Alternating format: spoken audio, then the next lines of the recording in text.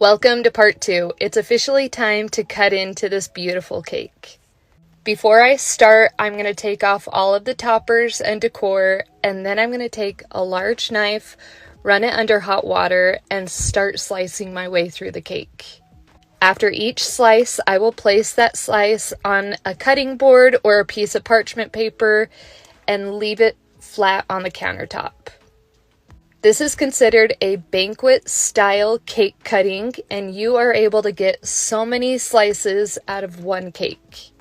A question I get asked all the time is, why do I like to do so many tall cakes? And this is the main reason, is I'm able to get so many different slices of cake. I'm able to cut it into different sizes, and the cake doesn't take up that much space being a tall, skinny cake. So now that I've cut all of the slices, I am wrapping up any of the leftovers. This way I can put it in the fridge or the freezer and take it out when I'm ready to snack on some. Look at this beautiful cake. It turned out absolutely beautiful and most of all, so delicious.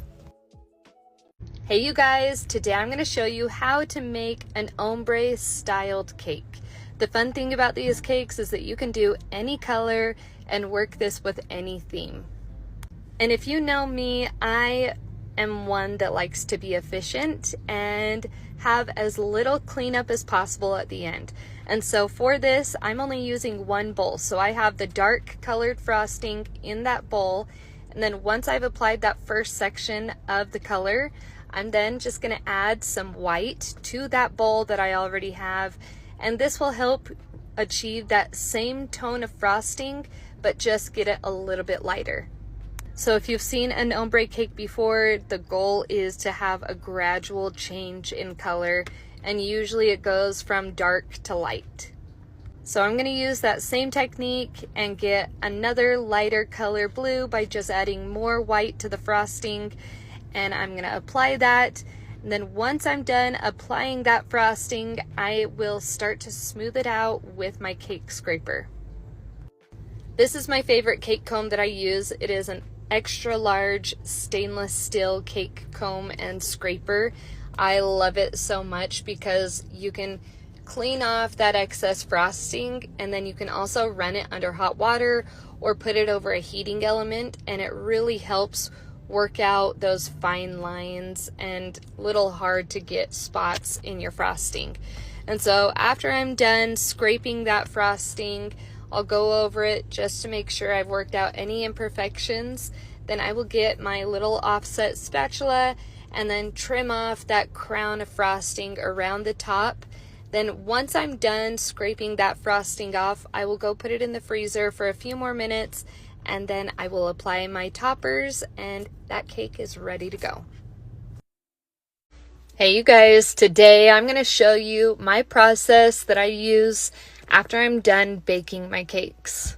I'll let my cakes cool in the cake pan for about 15 to 20 minutes, and then once those cakes are cooled off, I will take a knife, level that on top of the pan, and then go around the cake and cut off any rounded cake top.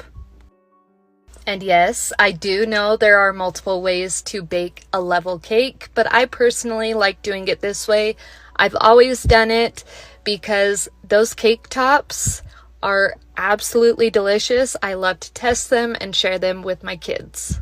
Once I'm done, I will put a cake board on top of that cake in the pan, then flip that over, remove the cake pan, and my cake is setting perfectly on that cake board.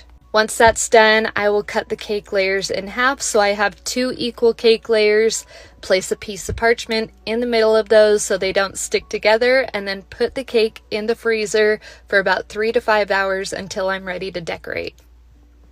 Hey you guys, today I've been craving something really chocolatey, and so I thought, what better way to satisfy this craving than to do it with my triple chocolate mousse cake.